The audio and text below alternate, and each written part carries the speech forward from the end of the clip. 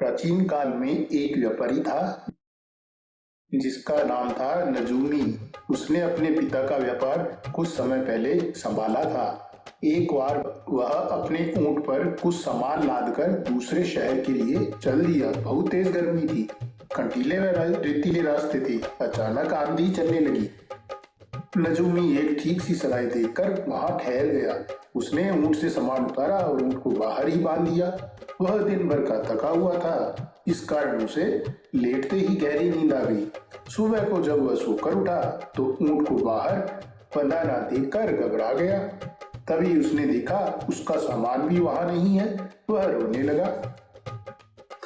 नजूमी रोते रोते सराय के मालिक के पास पहुंचा, परंतु सराय मालिक को ऊंट के बारे में कोई जानकारी नहीं थी। नजूमी ऊंट की खोज में तेजी से शहर की ओर चल दिया, परंतु काफी दूर तक सड़कें सुनसान थी। ऊंट तो क्या, कोई आदमी भी नजर नहीं आता था।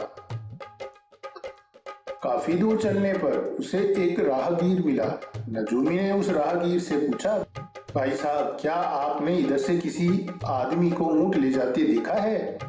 राहगीर बोला, ऊंट तो क्या, मैंने कोई गधा घोड़ा भी इधर से जाते नहीं देखा, परंतु न जाने क्यों मुझे लगता है कि आपका ऊंट काना है।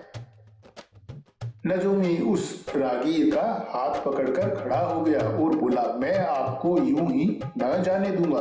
आपने अवश्य ही मेरा ऊंट इधर से जाते देखा है।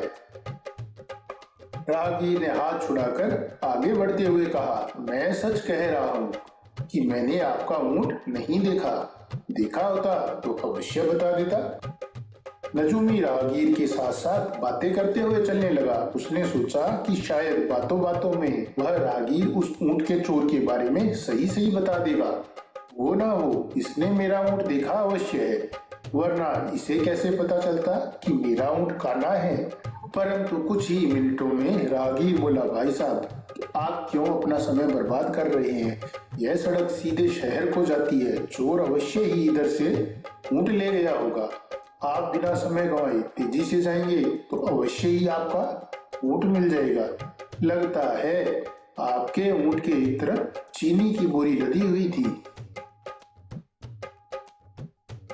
नजूमी हैरत में पड़ गया कि यदि राहगीर ने ऊंट को नहीं देखा तो यह कैसे बता रहा है कि उसके एक तरफ चीनी लदी थी। नजूमी ने पूछा, आप ठीक फरमाते हैं, परंतु क्या आप बता सकते हैं कि ऊंट के दूसरी तरफ क्या था?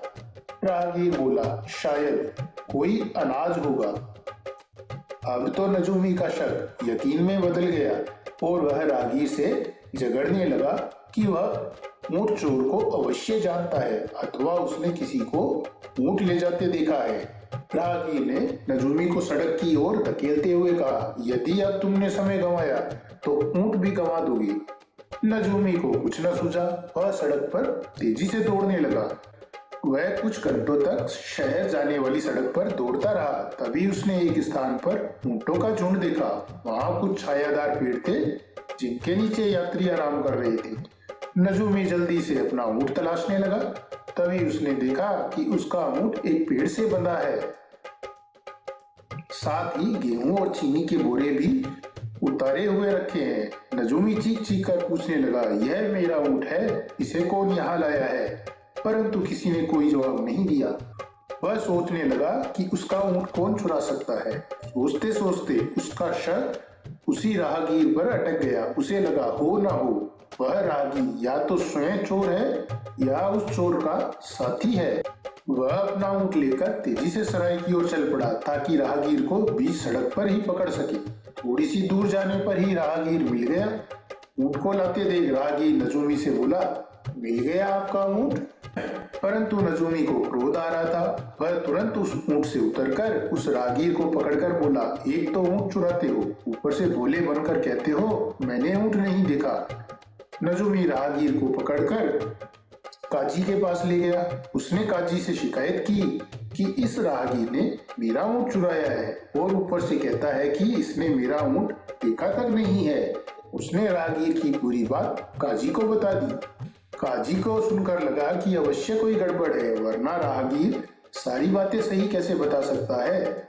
उसने सख्ती बरतते हुए राहगीर से पूछा, सच बताओ कि क्या तुमने ऊँट चुराया या चुराने में मदद की?